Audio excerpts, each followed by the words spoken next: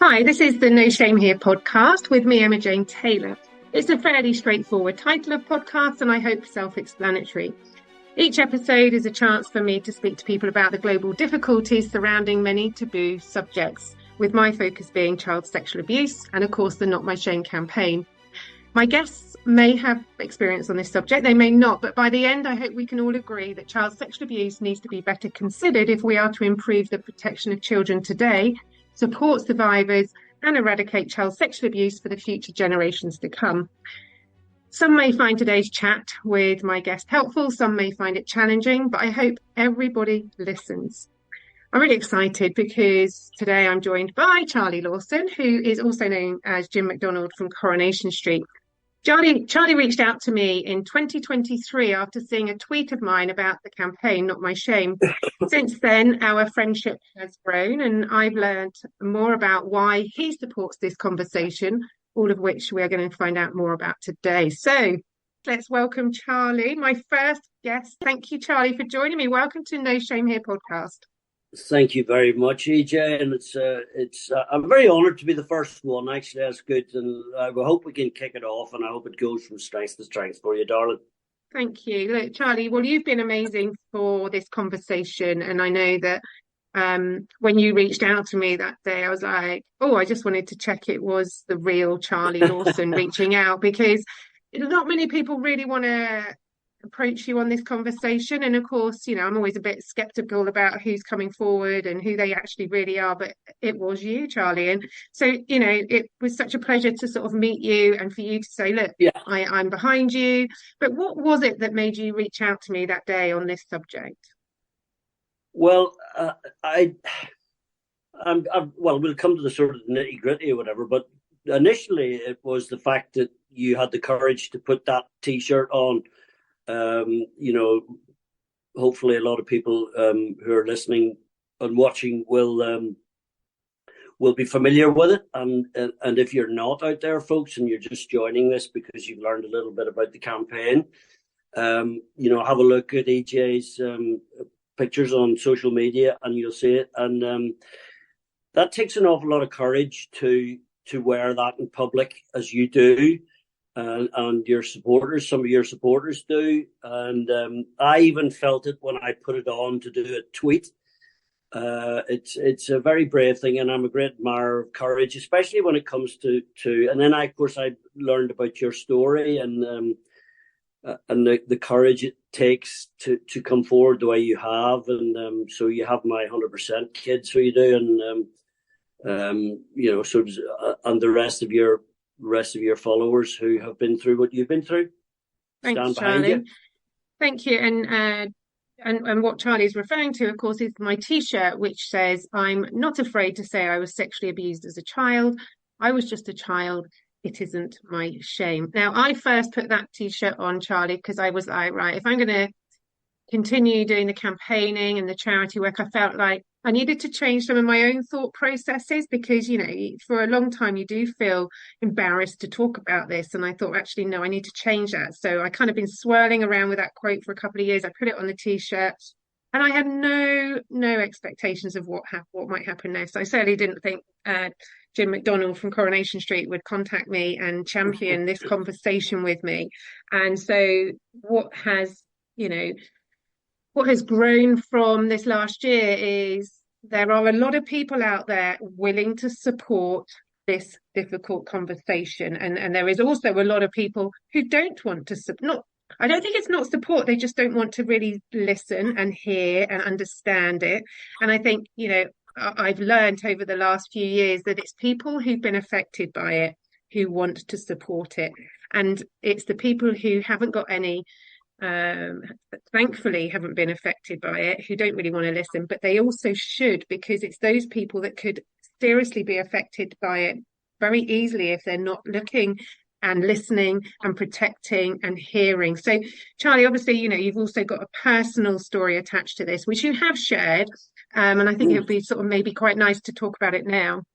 Well, also, I think you're quite right. And if you think about the thousands, I dread to think what the figures are of people who are too scared and feel ashamed. Hopefully you're able to reach them, because they're the ones that that suffer, and it really wasn't until my Debbie, who very kindly came to the wedding, and but I've been with Debbie 23 years, but I'll never forget the night that I think we'd been going out together for about, I don't know, a couple of months, and she had a complete meltdown and told me all about her abuse as a child, and I'd never come across it. Although having been at boarding school, a tough old school in a dormitory with people from the age of 12 up to 18, I got away with it by the skin of my teeth. Some people didn't, but I was a tough little bastard. But anyway, yeah, I mean, she told me, and I was floored, really, because I'd never come across it before. Of course, I was aware of it because we would hear things periodically in the news, and the very, very, very occasional documentary, which tended to skirt around the nitty gritty of the issue anyway. Yes. And she had terrible abuse from when she was a tiny girl, and then later on in life, she fell into an abusive relationship. Fortunately, we got him offside. He was a horrible man anyway, but he's now a recluse. Good luck to him. Anyway, so that was a time of great shock, and yes. But of course, talking about it for her was a great release, and she has done since then. But still now, she'll be 60 this year, and still now, I don't know whether it's the same with you, EJ, but something will trigger her. She will see something, or somebody will say something, or something will happen, and she can have a slight breakdown. Not anything major like the night she told me, but she can become quite upset quite quickly. She's very good at getting out of that situation quite quickly. It's nonetheless very painful. And I think it's, and as a partner, and I've seen this in my life as well, loving someone who's been sexually abused as a child isn't an easy conversation to have. So, when Debbie has a moment that sets her back, what is it that you feel that you can do to support her or help her at that time? And what do you learn that you think you could share with anyone listening today?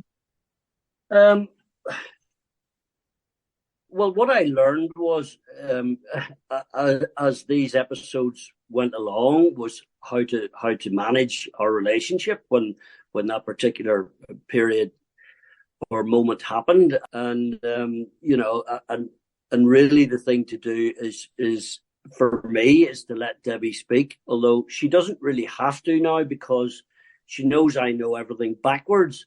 Yeah. So it's a question of love and affection, really, and reassurance and what have you. And we're very lucky. We've been together a long time, so there's no insecurity on her behalf or whatever. So she's quite comfortable. And I mean, we went through her abuser was, for legal reasons, I'm not going to mention his name, but he was a very, very famous golfer, American golfer. And not to put too fine a point on it, her Debbie's dad was not exactly a good parent about the whole thing. You know what I mean? It was anyway. But so we actually started Googling this man who now has he's no longer with us, but there's a huge family business, etc. And I won't go into any further details about that. But we made a point of looking into stuff and discussing, another member of the family who'd been guilty of this, who I had met, and we made a point of sort of fronting it up, and not with the individuals, but just between ourselves, saying that bastard was blah blah blah, etc., etc.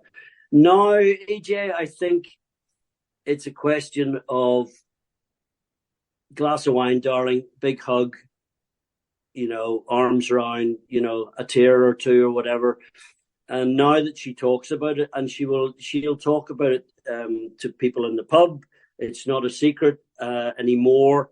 And she's quite happy to discuss with people who are in trouble. She will quite happily volunteer the fact that, listen, darling, I was abused terribly as a kid, so I know all about troubles and stuff like that. So, which is quite brave, It's really brave, and I think I don't know if you do see this, but do you feel that a conversation that you might not have been may not have been comfortable with before, now you're feeling more comfortable about it because you speak to Debbie and you see Debbie talking so openly, and you have obviously our friendship and what we've talked about over the years.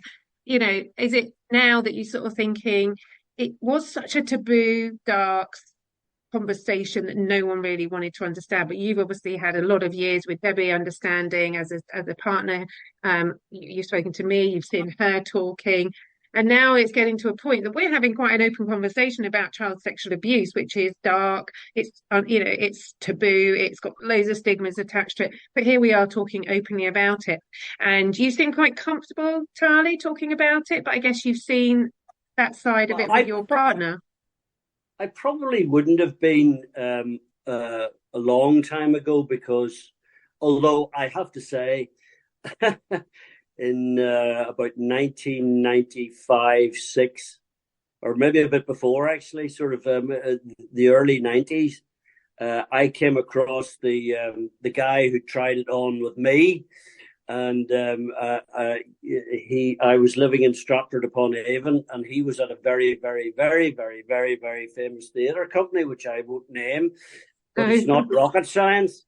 And I met up with him in the Dirty Duck, and I had words with him, shall we say, in the loo, as only Charlie can. But after that, I didn't talk about anything at all until I met Debbie.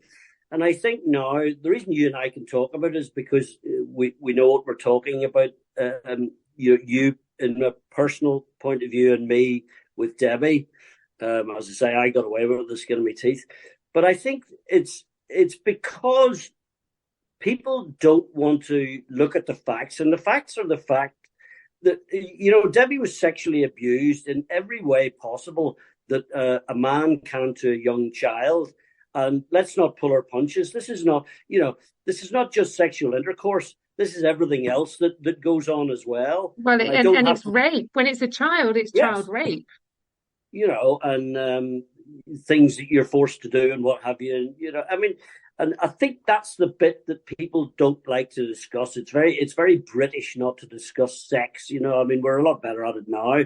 But this is even worse because it's the magnitude of abuse. It's not simply one adult with another adult and somebody's charged with rape. It's not even that, and witness Gary Glitter, for Christ's sake.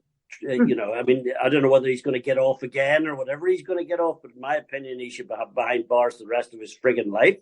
Absolutely. And actually, when you look at that conversation, you can't believe that we're still having that conversation now, today, it's over 40 years since this all started and he was abusing children. And here we are still having a conversation about should we let him out for 8 years for parole? And no, we shouldn't. When you look at his timeline is horrendous. The amount of children abused because of that man over these years, and it was only accidentally that he got found out because his laptop went in and a computer expert found images of children, and that was the only reason that really unfolded that situation. And here we are now. We should be having that conversation. We shouldn't be investing any more money in this. Put him in prison, do your research over there on him, and invest that money back into this conversation, supporting survivors, protecting children. And for me, it's a no-brainer, but society and laws just don't seem to be aligned on this. I just don't understand it. And the idea that, for Christ's sake, look, anybody can rob a bank, so to speak, and do your time and come out and say, do you know what, I was a complete idiot and blah, blah, blah, blah, blah, and change their lives. He can't. Right. And paedophilia doesn't change. It doesn't go away. And for Christ's sake, they gave him frigging parole and he was back inside before they knew it. It's not going to go away. You don't suddenly become a better person. You are what you are. Yes, put them on an island, surround it by great white sharks, and let them sort themselves out. And then while you're over there, do your own research. But I think it's just even to have a consideration that this man would be released back into society when he's hurt and damaged so many children. And as I said 1,000 times, child sexual abuse isn't just something you get over. It's not a one-off. No. It's a lifelong process. Here we are. Debbie's about to celebrate her 60th birthday. Happy birthday, Debbie. She doesn't look 60, by the way. But here she is about to celebrate her 60th birthday, and she's still having the odd trigger and the setback, and you're still understanding what you can as a partner. That's a lot of years. And if only we could put some of that education into politicians' conversation, the law, and we can start really turning the tables on it. And the fact that we don't, it just, for me, it's mind-boggling. I just don't get it. I just don't get how we can't move this forward. Because here we are, like I say, Debbie's 60, she's still got setbacks, but she's far further forward now. So she's able to manage and support herself and get herself through that. So many people can't, Yeah. Charlie, and maybe you've seen that with Debbie over the years, that she's sort of developed and grown because of how she can cope. But maybe to start with, it wasn't that easy for her. No, and I mean, she's pretty damn good at managing her history now. As you will be, it's not easy, but I suspect that it's such a taboo subject now. We're helping that break down barriers and all the rest of it. But I would be amazed if I wasn't amazed about the number of people this has affected out there who will watch this and still not say a word. Now, I'm convinced that I don't know what the figures are, but I'm convinced that you could multiply them by 3 or 4 of the official figures, because I get the impression this is widespread. Yeah, always huge, has Charlie. been and always will be. And even the 15 minutes or so we've been talking, a child will have been raped. And that's the reality. And that's a really hard hitting fact, but those are the facts that we need to get out there, help push this forward, to make sure that we keep raising that bar. The Not My Shame, like I said, when I started that campaign, it was just me in a t-shirt, and then suddenly the world is wanting to put a t-shirt on. And that's not because of me, that's because people have had enough. People want to be able to step forward to go, no, it's not my shame. We're thinking differently. I never really considered the hashtag Not My Shame until the last couple of years, because for a lot of time you do feel like, did I do something wrong? Was it my fault because I said this? Did I get into that situation? Should I have listened harder to what? Actually, no, I was groomed. And like so many people are, Debbie, and many, many, many people who've gone through this conversation, it's not your fault. You're just children. Children are developing. As we know, children's development, brain development, is scientific, isn't it? Late teens, early 20s, some late 20s. So when you take that away, it's no wonder children are or adults aren't developing as they maybe were supposed to. And then you've got trauma responses to manage those difficult conversations, as I know very well myself. So, we've a lot to learn on this conversation, and it's by having these conversations, for you talking openly about being a partner for someone who's gone through it, supporting the campaign, being out there as a voice that really continues to help other people. So, Charlie, it's great to sort of chat with you today. And if you were looking at the campaign and what you've done and how you've supported this, me, survivors, Debbie, what is it that you think has been the greatest learning for you as a supporter of this conversation of child sexual abuse? I think, and I'm not going to mention names, but about 6 months ago, I was in the Boozer and we were talking, me and a chap who's been a friend of mine for a long time. And I think probably, and he told me he'd been abused as a child, told Debbie and I. He felt confident enough and safe enough to be able to say that. And I think I think I've always known, because I've been with Debbie such a long time. So I've been aware of this for such a long time. And as I say, I think your phrase, "It's not my shame," is absolute perfection. I think it says what everybody who sees it feels deep down, but they can't say that it's not their shame, because they feel that deep down they know it's not their fault, but they live with that shame. And you very nearly didn't get through it. Drink, drugs, everything you could throw down your neck because your head was in bits. So totally. What I've got out of it is being able to help you, EJ, and that is reward enough in itself, because you have my 100% respect and admiration for your courage. Thank you, Charlie. And like I say, I mean, I still have to go. Is that the real Charlie Lawson speaking to me? Well, it absolutely is, and I'm so thrilled to have spoken to you today, Charlie. You have been a supporter, an ambassador. You and I have become good friends. It was great to come to your wedding and celebrate your marriage with Debbie, and what a lovely day that was. And it's so nice to sort of suddenly feel like I'm moving through life and being able to make a difference with people like you and so many others on this conversation. So thank you, Charlie. It's been great to chat with you today on the No Shame Here podcast, and to find out more about your why, really. If anyone's listening now and you feel that you need support signposting, do get in touch with me via my website, and I will definitely get back to you. And of course, I'll see you next time on the No Shame Here podcast with my next guest and fireside chat. But Charlie, thank you so much for being here today and joining me. Anything you want to leave today with?